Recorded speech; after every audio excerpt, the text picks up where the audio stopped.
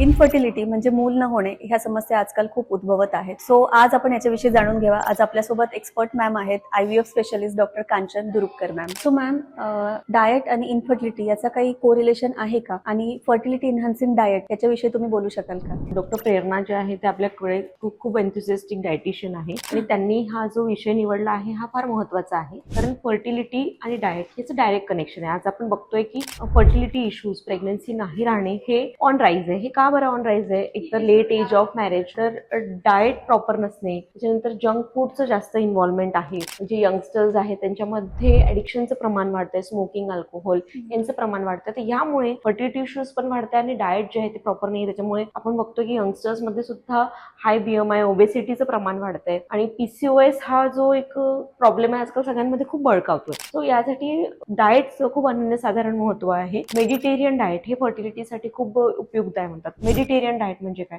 त्याच्यामध्ये की जास्त करून व्हेजिटेबल्स, ग्रीन व्हेजिटेबल्स, फ्रूट्स याचा इन्क्लूड आहे. त्याच्यानंतर स्प्राउट्स इन्क्लुडेड आहे. त्याच्यामध्ये की रेड मीट जे आहे ते कमी आहे. आणि डाएट बद्दल डिटेल्स जे आहे ते माझ्यापेक्षा जास्त मला वाटतं प्रेरणा जास्त सांगेल. ओके. सो बेसिकली आपल्याला PCOD साठी किंवा इनफर्टिलिटीसाठी प्रोसेस फूड पासून लांब राहणं गरजेचं आहे. त्याच्यामध्ये रिफाईंड फ्लोअर किंवा रिफाईंड शुगर पासून लांब राहणं गरजेचं आहे. पॅकेज फूड पासून आपण लांब राहणं गरजेचं आहे. एक्सेसिव्ह शुगर किंवा एक्सेसिव्ह सॉल्ट ह्यापासूनही लांब राहणं गरजेचं आहे. आणि सगळ्यात इम्पॉर्टंट जे आहे की तुमचं रेग्युलर एक्सरसाइज ही खूप मॅटर करते. रेग्युलर एक्सरसाइज आणि meditation, because stress is one of the factor for infertility, मला असं वाटतं. Correct.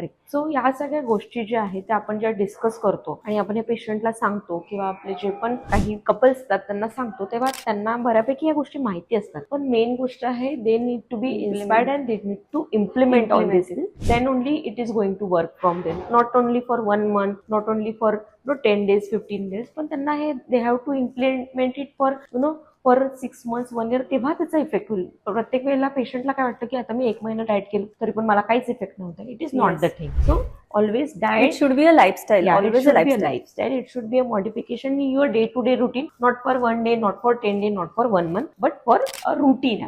And we will keep on coming with such information. Thank you so much. Thank you.